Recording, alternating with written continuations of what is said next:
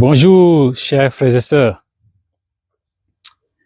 En ce jeudi saint, jour de fête de l'institution de l'Eucharistie et de la commémoration du lavement des pieds des apôtres par Jésus, nous vous proposons de méditer sur le don total.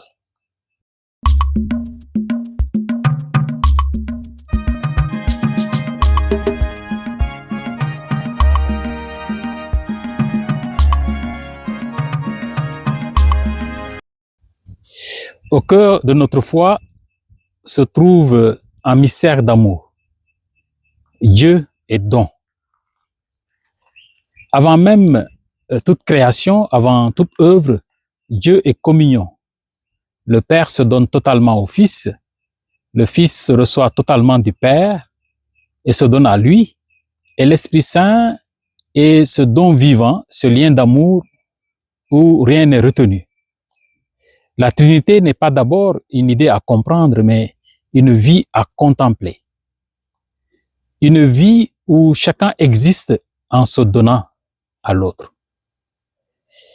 C'est à l'image de ce don total entre les trois personnes divines que nous sommes créés, hommes et femmes, pour nous donner mutuellement. C'est pourquoi notre cœur ne trouve pas la paix dans l'accaparement, mais dans le don. Tout ce qui est gardé par peur se fige. Tout ce qui est donné devient fécond. Ce mystère invisible s'est rendu visible en Jésus-Christ. Toute sa vie est en don. Dans son incarnation, dans sa compassion pour les foules, dans son accueil des pécheurs et surtout dans le mystère pascal. Sur la croix, Jésus ne subit pas sa mort, il la donne. Il nous le dit lui-même. Ma vie, nul ne la prend, c'est moi qui la donne. C'est pourquoi ce sacrifice ne l'attriste pas. Dans ce don libre et total, Jésus nous révèle une vérité étonnante. La vraie liberté ne consiste pas à se préserver, mais à s'offrir. Là se trouve la paix profonde du cœur, savoir que sa vie a été donnée par amour et non gaspillée dans la peur de perdre. C'est pourquoi Jésus peut affirmer « Il y a plus de joie à donner qu'à recevoir ». Cette joie n'est pas une émotion passagère, elle est la joie de celui dont la vie est unifiée, pacifiée, orientée vers l'amour, vers le don des autres.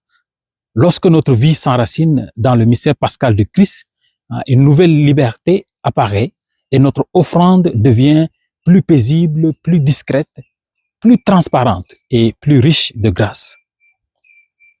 Le don vrai, nous le savons, ne fait pas de bruit. Le Seigneur nous demande d'agir dans le secret. Il porte la paix de Dieu. Mais ce don n'est pas réservé quelques moments héroïques. Il se vit au quotidien, dans le travail accompli avec amour, dans l'écoute patiente d'une personne, dans le pardon donné, dans la fidélité aux petites responsabilités. Ce don de soi engage toute notre personne, le corps, le cœur et l'esprit. Il n'est ni une fuite de soi, ni un mépris de soi, mais selon l'expression de l'Église, une authentique réalisation de soi. En donnant notre vie, nous ne nous perdons pas. Nous devenons ce pourquoi nous avons été créés. Nous sommes une mission, disait le pape François. Nous sommes pour les autres. Et ce don n'est jamais stérile. Il participe à l'œuvre même de Christ, le salut des pécheurs. Chaque vie offerte, unie à celle de Christ, devient un lieu où Dieu peut rejoindre d'autres cœurs. Ce que nous donnons par amour, Dieu le multiplie par sa grâce. Alors, frères et sœurs, demandons aujourd'hui la grâce de revenir à l'essentiel, de retrouver le premier amour et de laisser l'Esprit faire de toute notre vie dans la joie, la paix, jusque dans l'ultime passage, un don libre au Père, pour l'Église et pour le monde entier. Amen. Que Dieu vous bénisse. Bonne fête.